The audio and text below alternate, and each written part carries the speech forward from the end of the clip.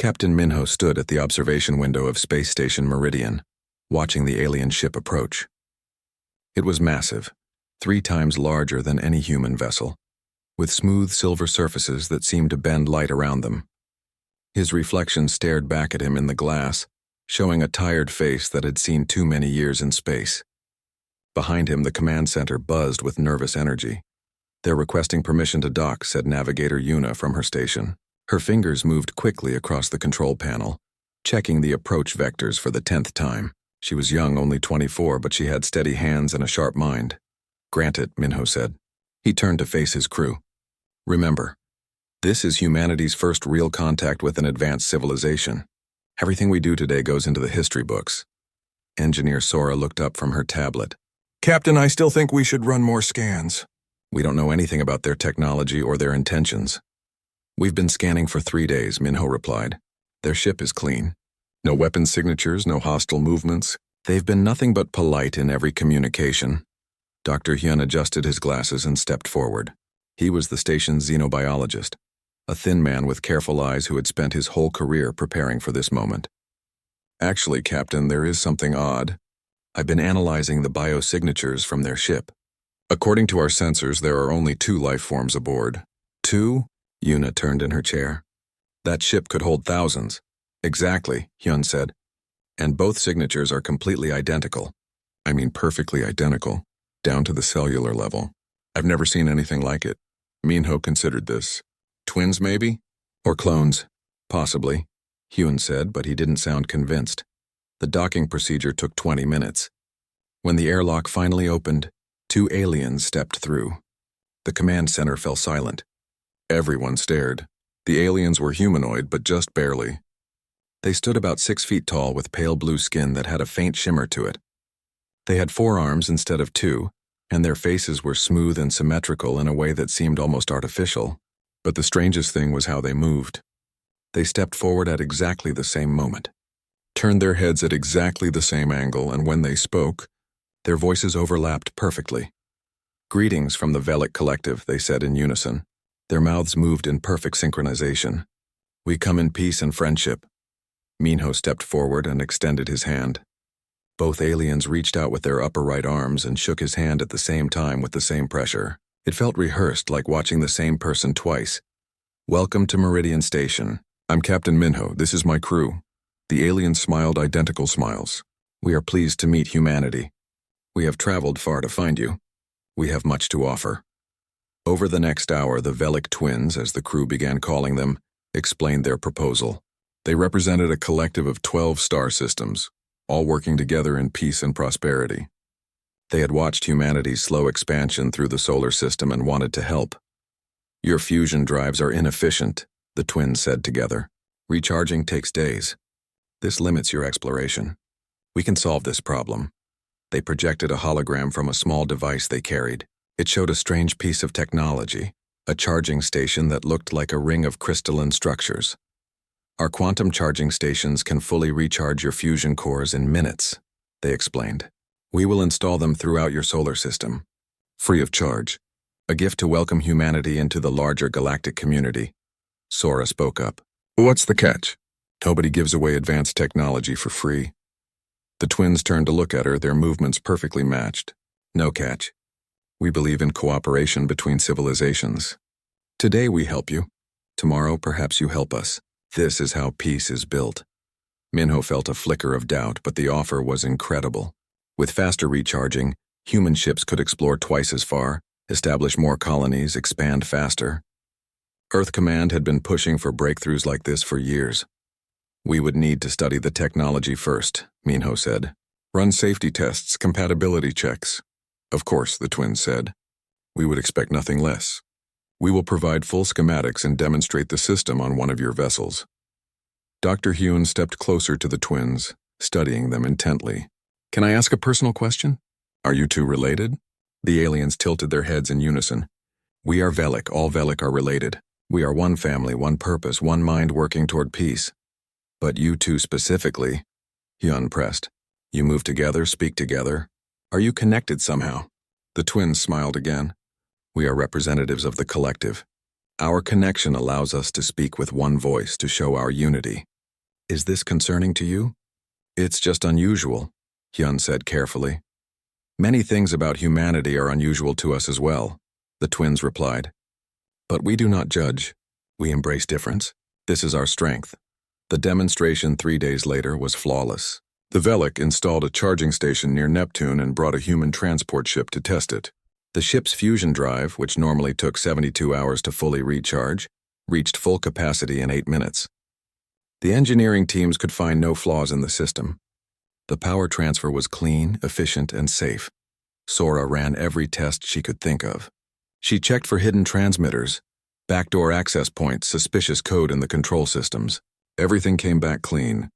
The technology was exactly what the Velik claimed it was, a simple, elegant charging solution. Earth Command received the reports and made their decision quickly. Within a week, contracts were signed.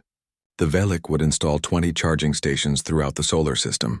Human ships would finally be able to explore without the constant worry of long recharge times. Minho stood in the docking bay and watched the Velik twins prepare to leave.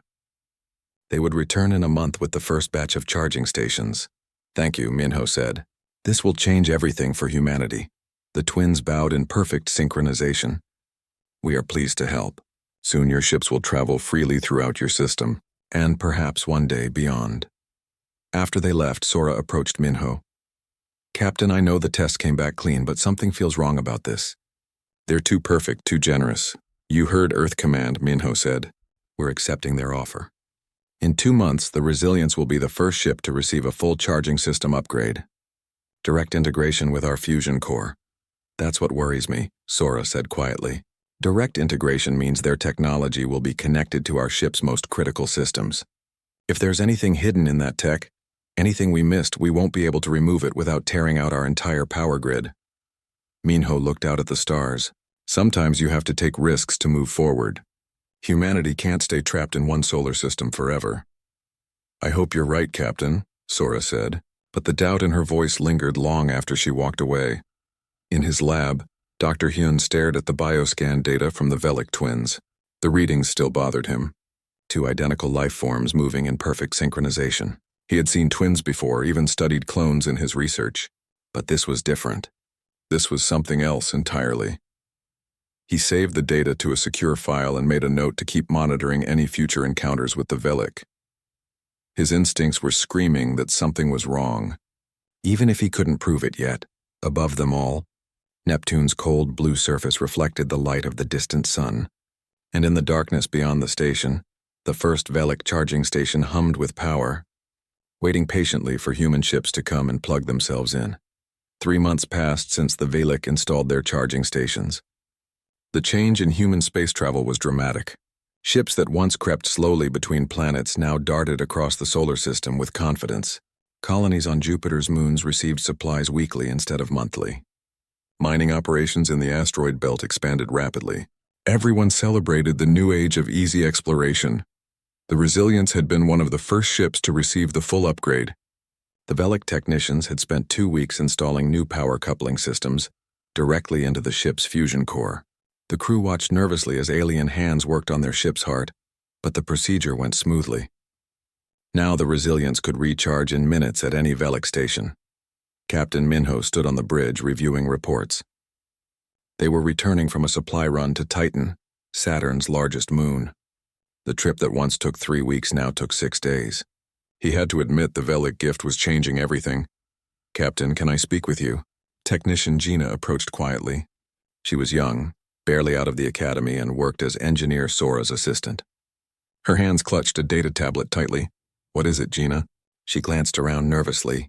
I found something during routine maintenance. Something strange in the charging system. I think you should see this.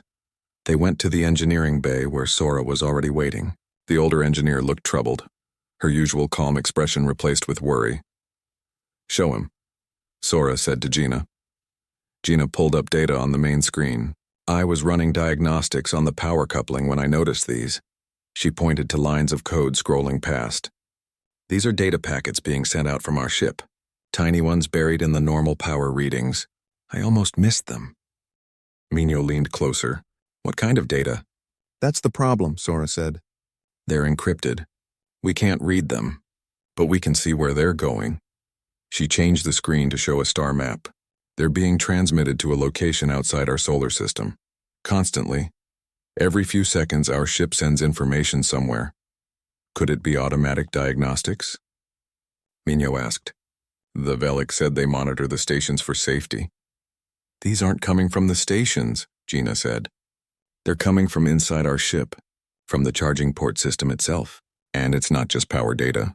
I managed to analyze the packet size and transmission patterns. Captain, this system is sending our ship's location, crew roster, weapon status, and navigation plans. The bridge fell silent. Minho felt his stomach tighten. Are you certain? I've checked 3 times, Gina said. And I accessed the station's network logs. Every ship with Velic technology is doing the same thing. The entire human fleet is transmitting data to the Velic. We need to tell Earth Command, Minho said.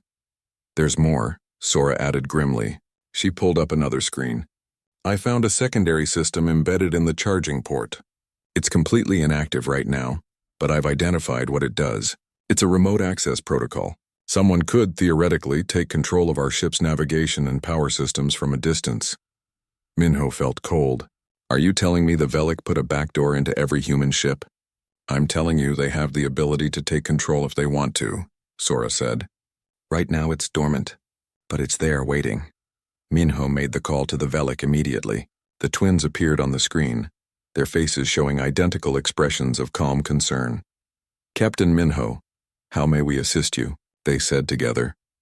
We've discovered that your charging systems are transmitting our ship's data to your territory, and there's remote access capability built into the systems. Why didn't you tell us about this? The twins tilted their heads in perfect sync. This is standard diagnostic monitoring.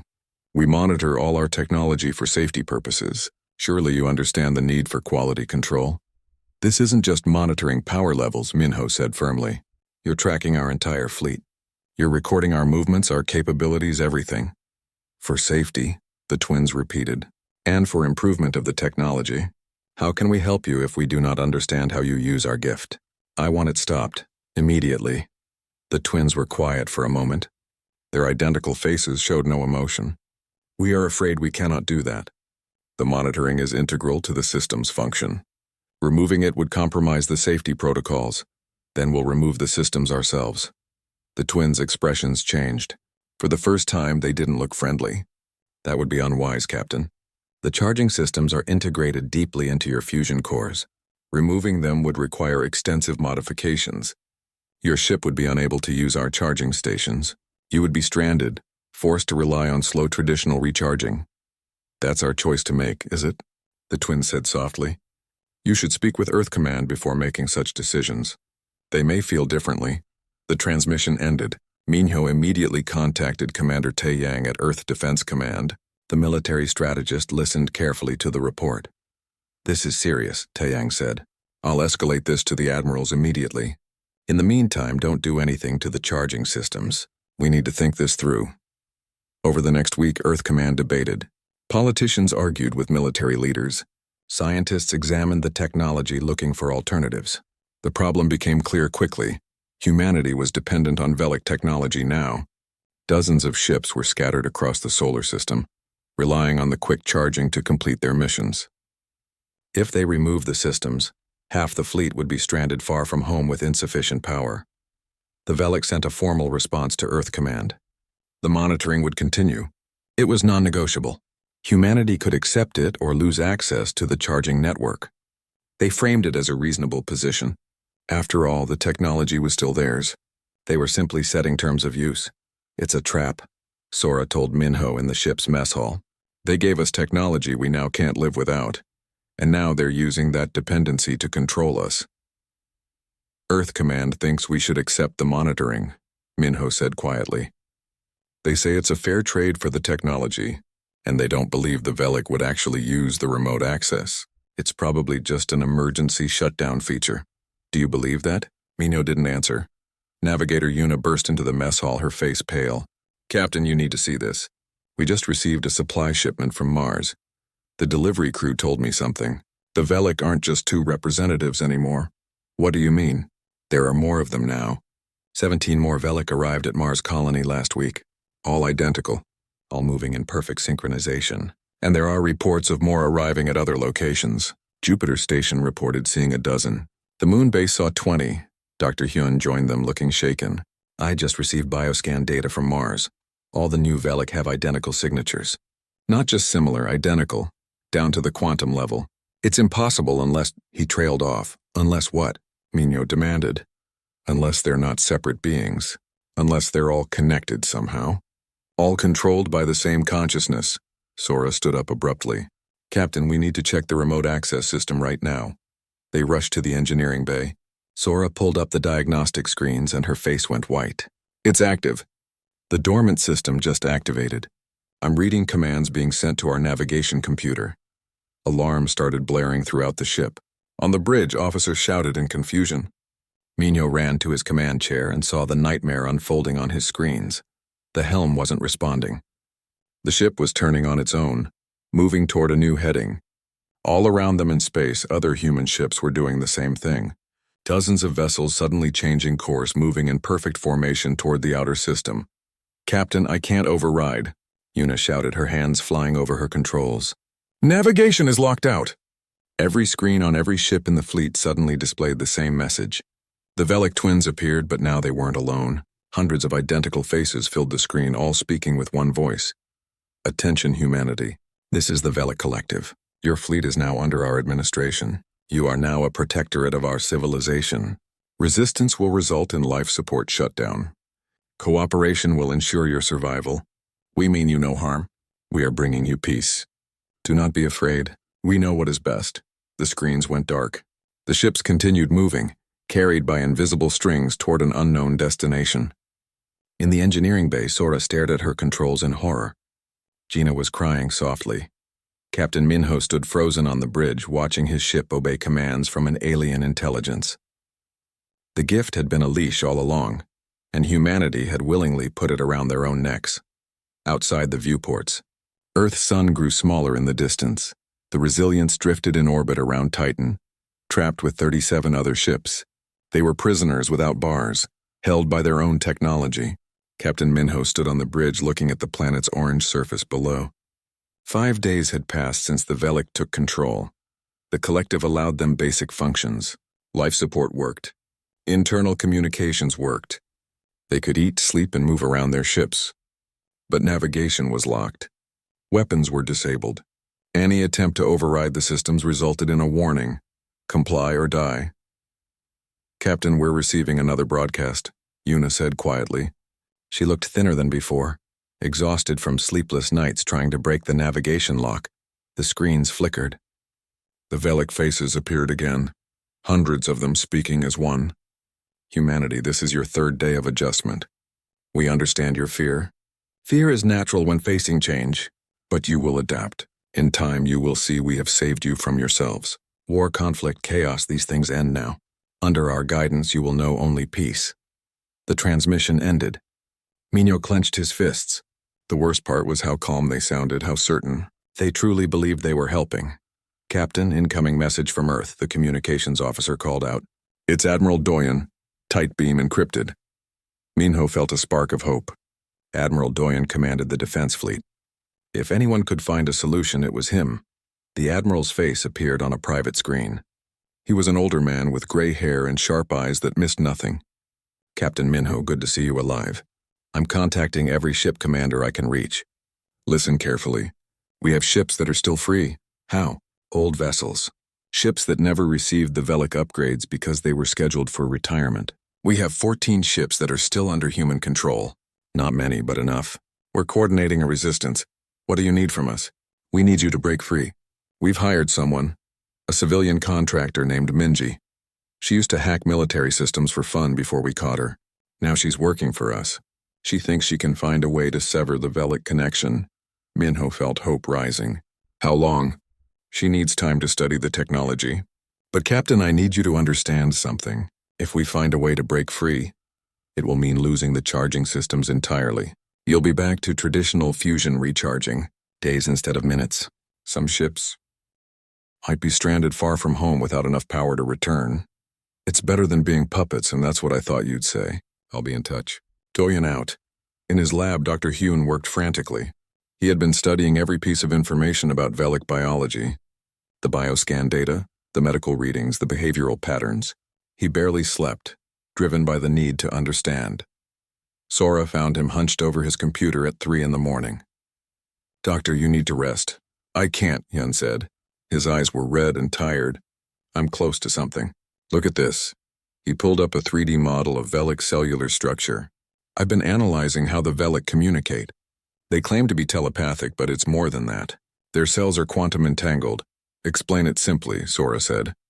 "Every Velic body is connected at the quantum level. They don't just share thoughts. They share existence. When one Velic sees something, all of them see it simultaneously. When one thinks, all of them think. They're not individuals. They're extensions of one consciousness experiencing reality through thousands of bodies."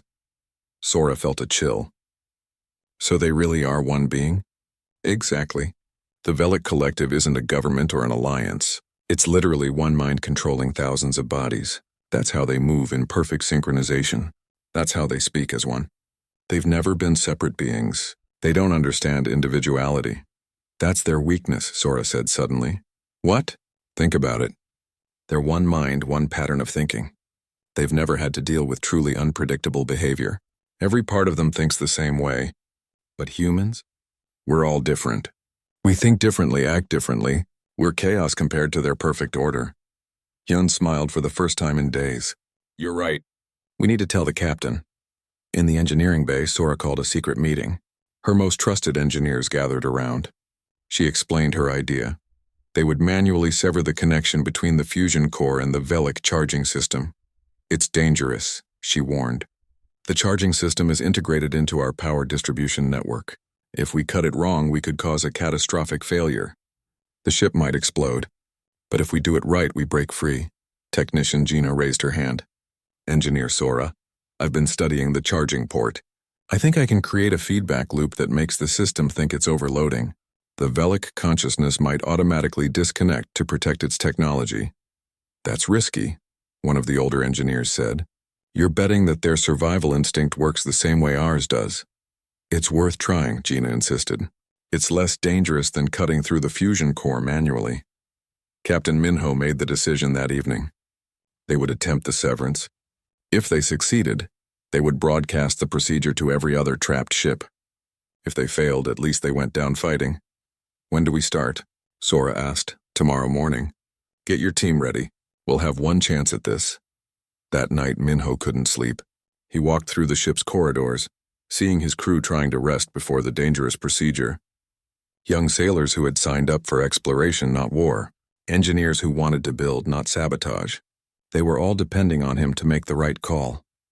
He found Yuna in the observation deck staring at Titan below. "Can't sleep either?" Minho asked. "I keep thinking about Earth," she said. "My parents are down there. I wonder if they know what's happening out here. If they know their daughter might die tomorrow trying to break free from aliens who claim to be helping us, we're doing the right thing." "I know.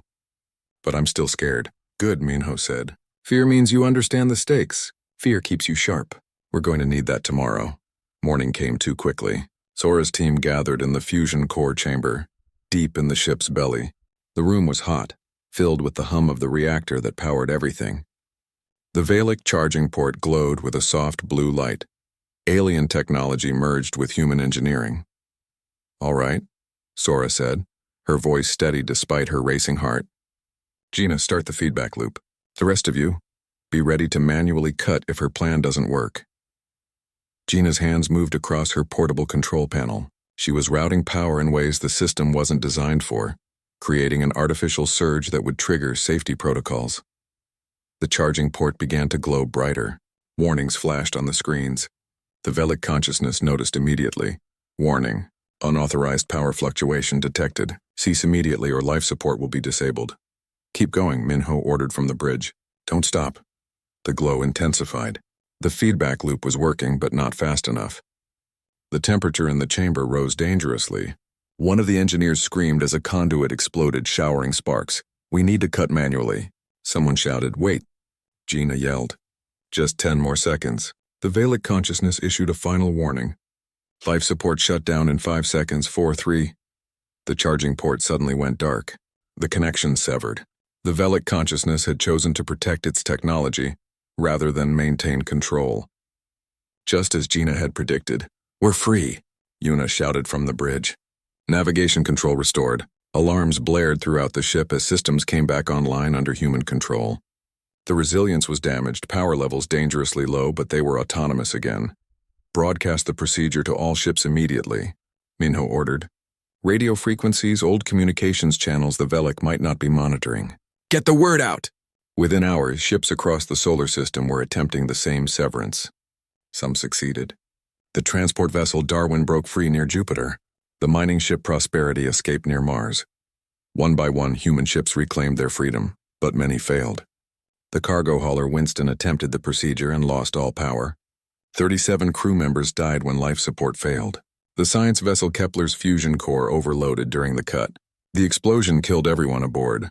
The Velic Collective responded with fury. Ships that attempted severance found their life support targeted if they failed. The Collective used captured ships as weapons, forcing them to block the escape routes of others. "They're learning," Dr. Hyun said grimly. "They're adapting their tactics, so are we," Minho replied. "That's the difference. They learn as one mind. We learn as millions, and we're willing to die for our freedom." Admiral Doyen's Free Fleet engaged in hit-and-run attacks, buying time for trapped ships to attempt escapes. The Battle of Mars orbit lasted 6 hours, with human ships fighting desperately against their own captured vessels. The old destroyer Indomitable rammed a captured transport to clear a path, sacrificing itself to save 3 other ships. Through it all, Minji worked at Earth Defense Command, racing against time. She studied the captured Velic technology, working with Dr. Hyun's biological data. Together they were searching for a way to disrupt the Collective itself. "I found something," Minji transmitted to Admiral Doyen late one night. "The quantum entanglement that connects the Velic has a synchronization frequency. If we could generate interference on that frequency, we might disrupt their coordination without killing them." "What do you need?" Doyen asked. "Massive power. The only source strong enough is a Velic charging station. We'd need to capture one and reverse engineer it under combat conditions." Doyen looked at the star map at the main Velic station orbiting Neptune. The largest, most defended position. He knew what had to be done. "Get me Captain Minho," he said. Captain Minho listened to Admiral Doyen's plan and felt his blood run cold. The mission was simple in concept, impossible in execution.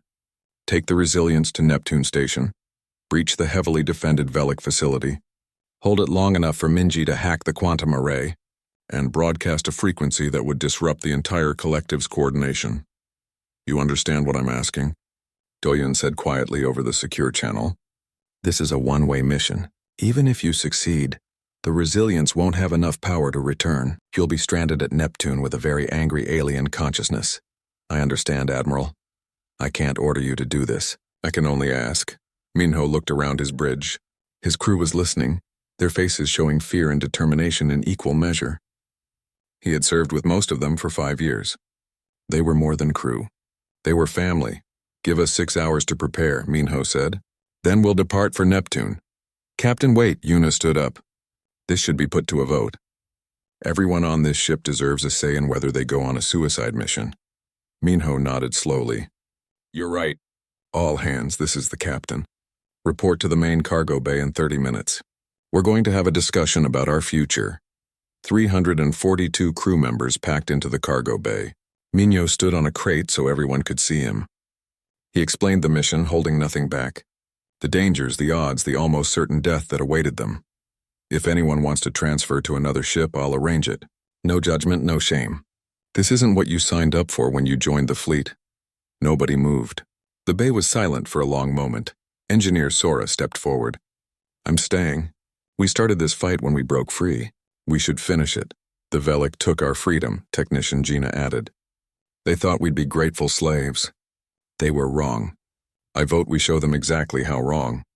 One by one, crew members voiced their commitment. The vote was unanimous. The Resilience would go to Neptune.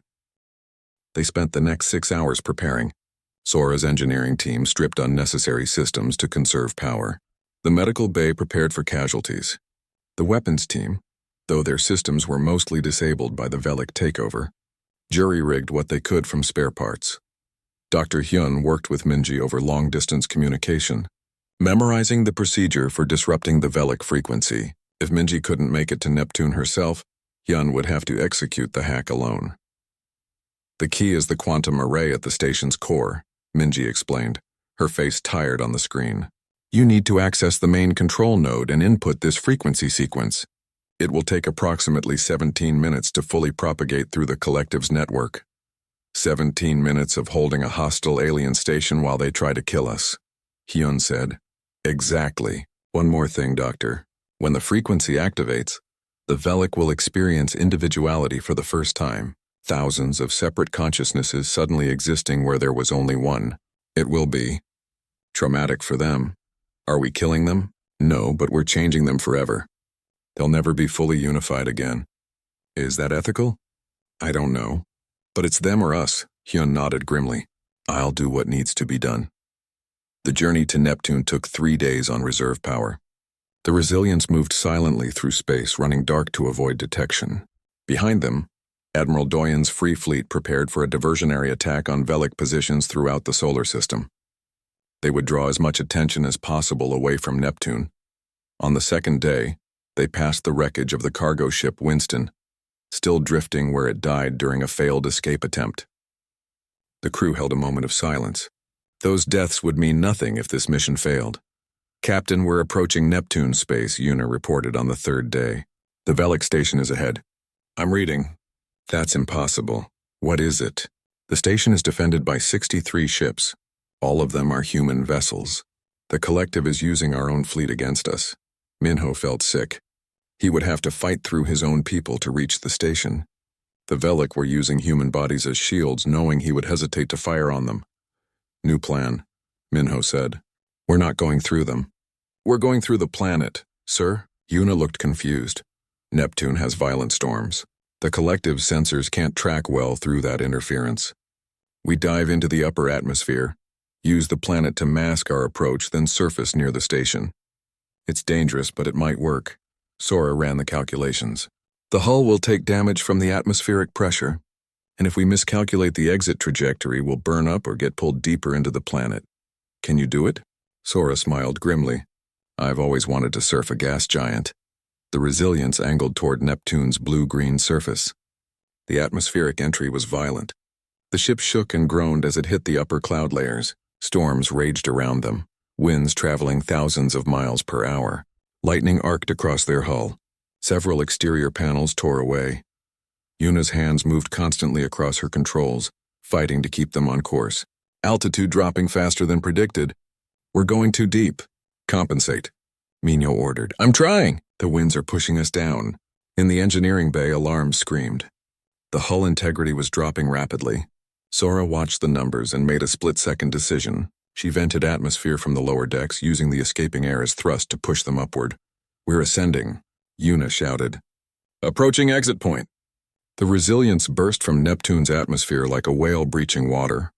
They emerged less than 500 kilometers from the Velic station, close enough that their weapons could reach it before the collective could react. All available weapons, fire, Minho commanded. The jury-rigged systems came to life.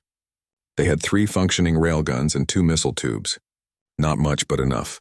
The projectiles crossed the distance in seconds, slamming into the station's docking bay. Explosions blossomed in the silent vacuum.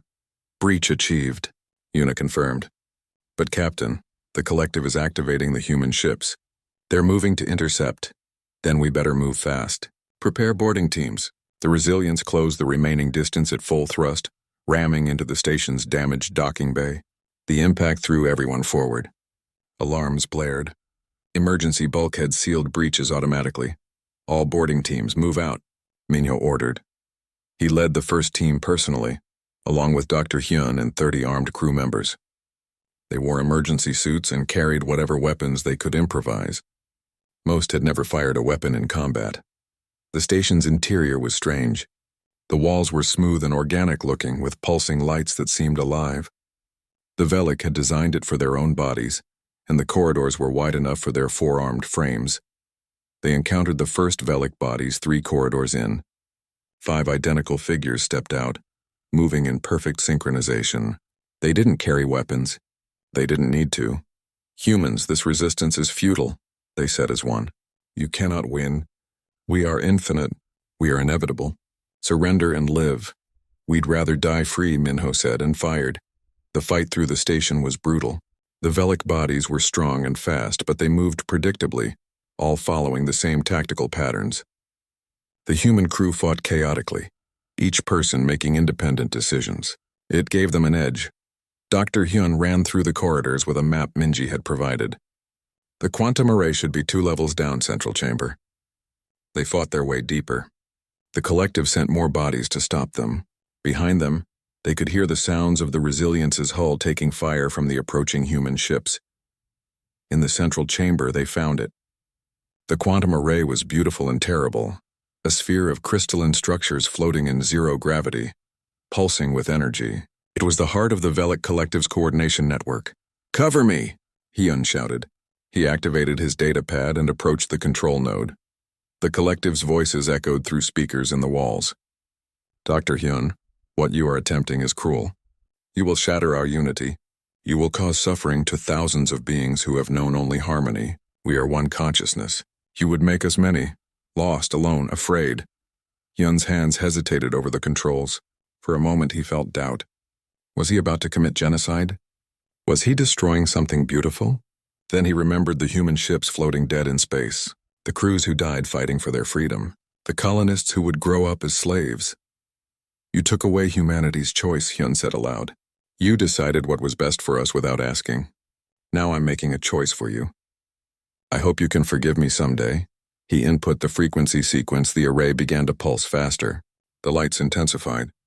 Throughout the solar system, every Velic body connected to the collective suddenly felt something impossible. Separation, individuality.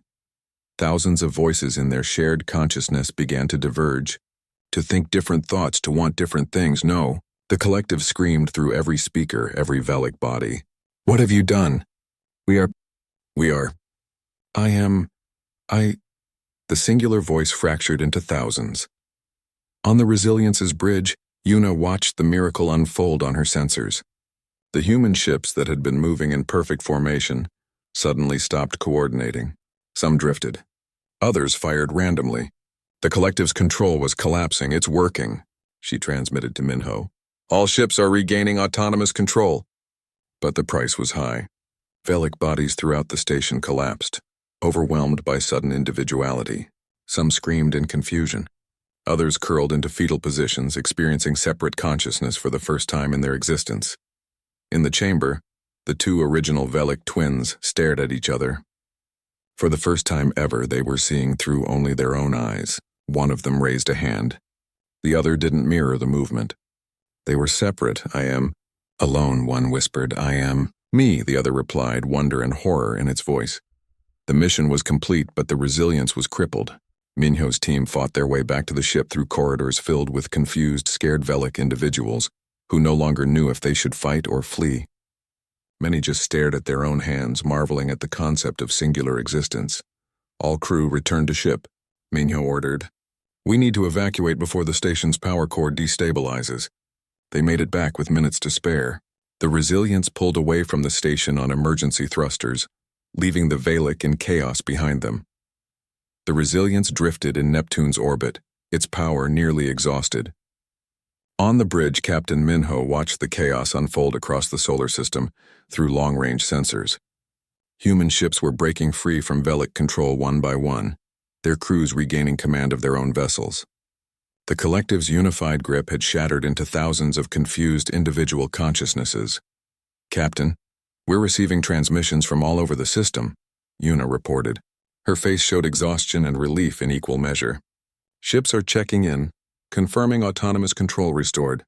The fleet is ours again." "Casualties?" Minho asked quietly. "Too many to count yet. But we won, Captain. We actually won." Minho didn't feel victorious. He felt tired and sad. Around them, the Velic station was falling apart. Individual Velic were evacuating. Engineer Sora spent her time documenting everything she had learned about Velic technology. "We can't use their systems anymore," she told Minho, "but we can learn from them. I'm already designing new power systems based on what we discovered. Human-made, human-controlled. It will take years to match the charging speed, but we'll get there. Better slow and free than fast and enslaved, Minho said. Technician Gina was working on a different project. She had captured some of the quantum frequency data from the disruption. I think I can create a portable version of the frequency disruptor, she explained excitedly. If the Velic ever try to reunify and attack us again, we'll have a weapon to defend ourselves.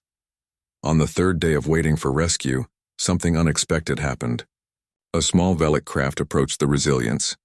It transmitted a simple message. May I come aboard? Minho authorized the docking. 2 Velic walked through the airlock.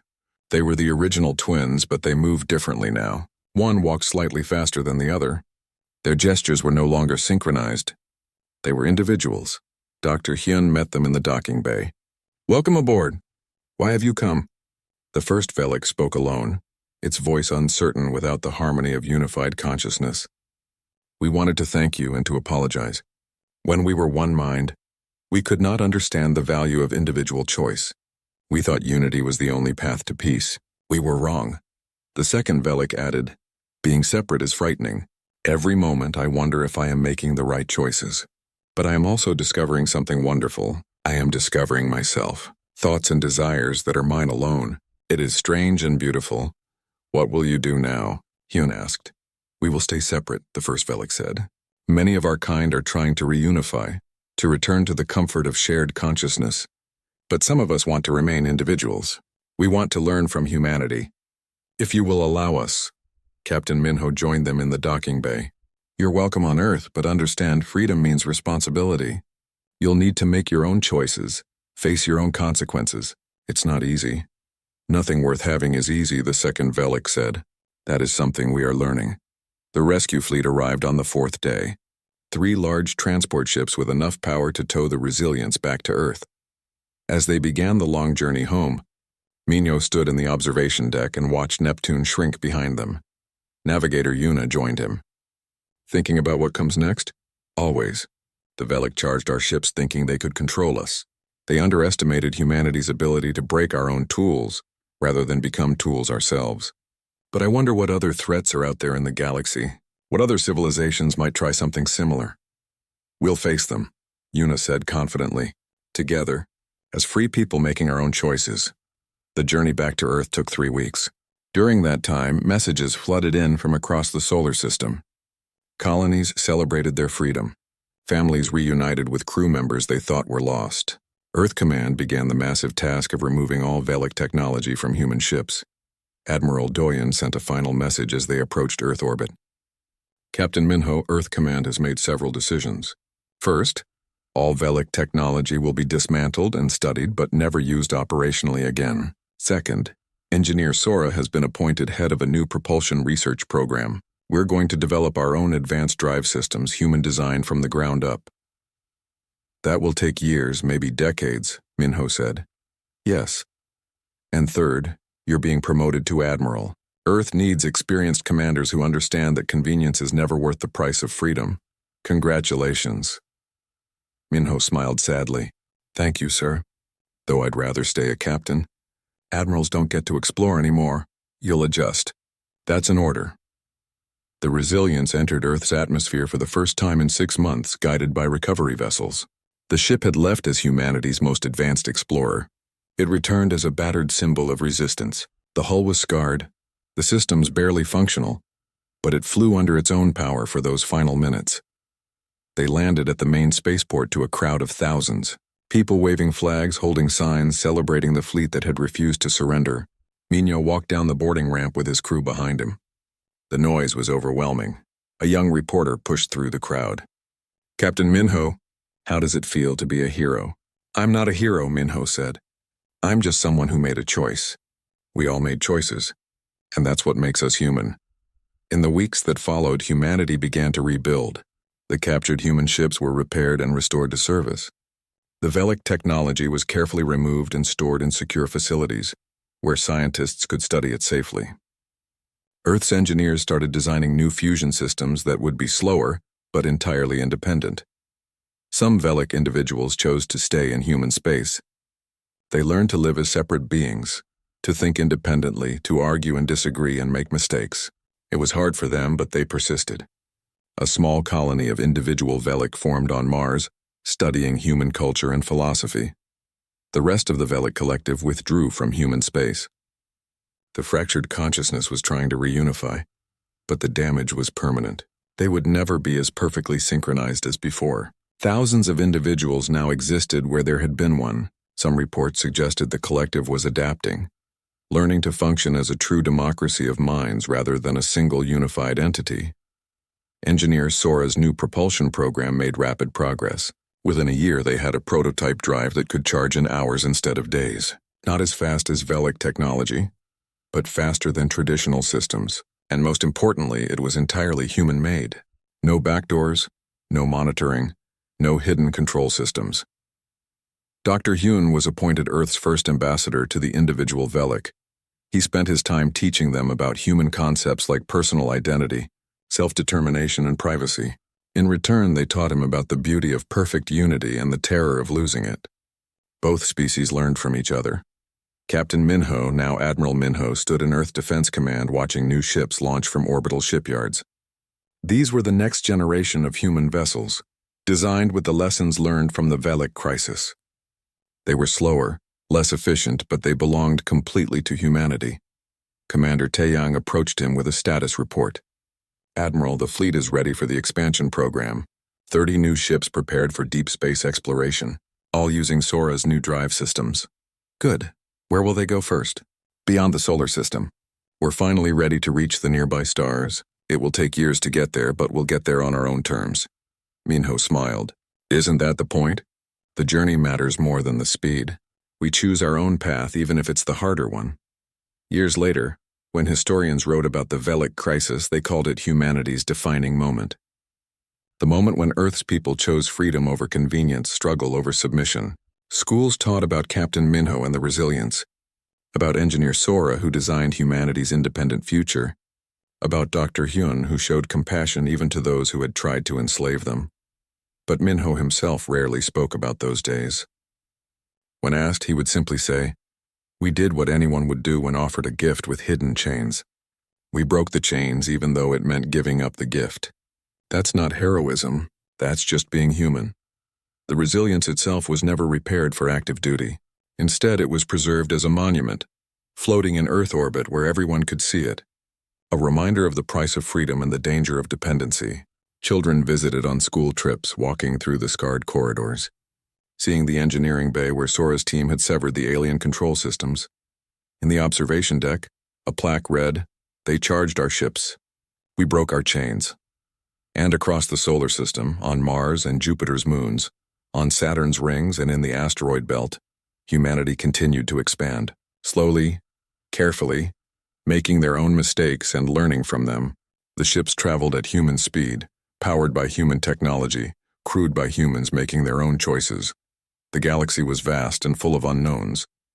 Other civilizations waited in the darkness between stars, some friendly, some hostile, all with their own ideas about peace and freedom and the price of both. But humanity was ready. They had learned their lesson well. They would explore the stars on their own terms, carrying with them the most valuable lesson of all. True progress is worthless if it costs you the freedom to choose your own destiny.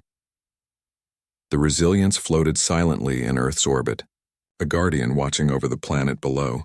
Its mission was complete, but its legacy would endure.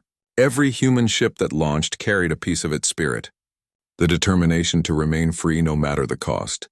And in the command centers across Earth's fleet, a new saying became common among captains and crews: stay human, stay free, never let anyone else charge your ships.